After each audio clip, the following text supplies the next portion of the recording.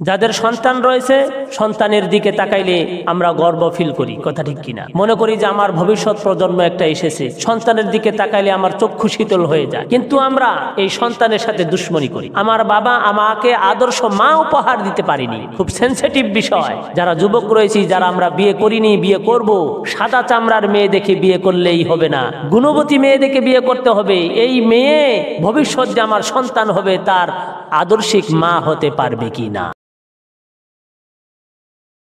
মহান আল্লাহ রব্বুল আলামিন আমাদেরকে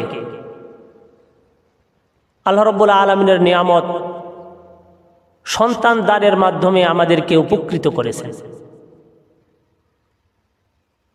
যাদের সন্তান রয়েছে সন্তানের মুখের দিকে তাকাইলে, সন্তানের দিকে তাকাইলে আমরা গর্ব ফিল করি, কথা ঠিক কিনা?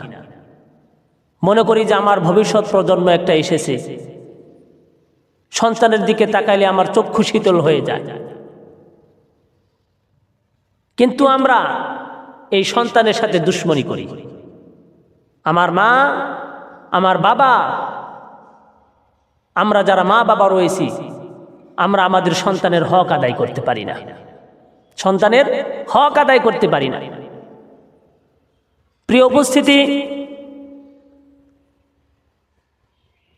হুজুরে পাক সাল্লাল্লাহু আলাইহি সাল্লামের যুগে হযরত ওমরে ফারুক রাদিয়াল্লাহু তাআলা আনহুর কাছে এক ব্যক্তি আসলেন। আসার পরে নালিশ করলেন, হে আমিরুল মুমিনিন, আপনি আমার সন্তানকে একটি নসিহত করুন, একটু নসিহত করুন, যাতে করে আমার সন্তান, আমি বাবা হিসেবে তার কাছে ন্যায্য প্রাপ্য পাই, শ্রদ্ধা পাই। সেই শ্রদ্ধা যাতে সে আমাকে করে, আমার হক যাতে আদায় করে।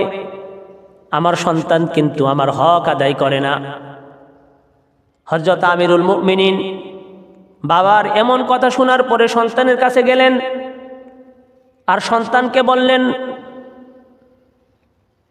যে তুমি তোমার বাবার হক আদায় করো না কেন?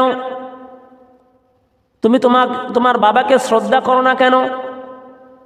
সন্তান এবার হযরত আমিরুল মুমিনিনের প্রশ্নের জবাবে বললেন, হে আমিরুল মুমিনিন, আমার বাবা আমার হক আদায় করে নাই বিধায় আমিও আমার বাবার হক আদায় করি না। আল্লাহু আকবার, কত বড় কথা যে আমার বাবা আমার হক আদায় করে নাই। এমন নালিশ কিন্তু আমাদের সন্তানের জন্য আমারও রয়েছে, আপনাদের সন্তানের জন্য আপনাদেরও হয়তো বা রয়েছে যে আমি আমার সন্তানের কথা আমার হুজুরকে বলবো, ইমাম সাহেবকে বলবো, বলার পরে আমার ইমাম সাহেবের মাধ্যমে যাতে করে আমার সন্তানকে সংশোধন করে নেই। আমিরুল মুমিনিনকে ওই সন্তান বলতেছে যে সন্তান তার পিতার কাছে কয়েকটি হক রাখে, দাবি রাখে।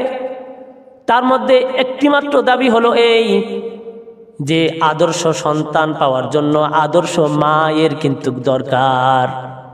আমার বাবা আমাকে আদর্শ মা উপহার দিতে পারিনি। খুব সেনসিটিভ বিষয়। যারা যুবক রয়েছি, যারা আমরা বিয়ে করিনি, বিয়ে করব, সাদা চামড়ার মেয়ে দেখে বিয়ে করলেই হবে না, গুণবতী মেয়ে দেখে বিয়ে করতে হবে। এই মেয়ে ভবিষ্যৎ যে আমার সন্তান হবে তার আদর্শিক মা হতে পারবে কি না।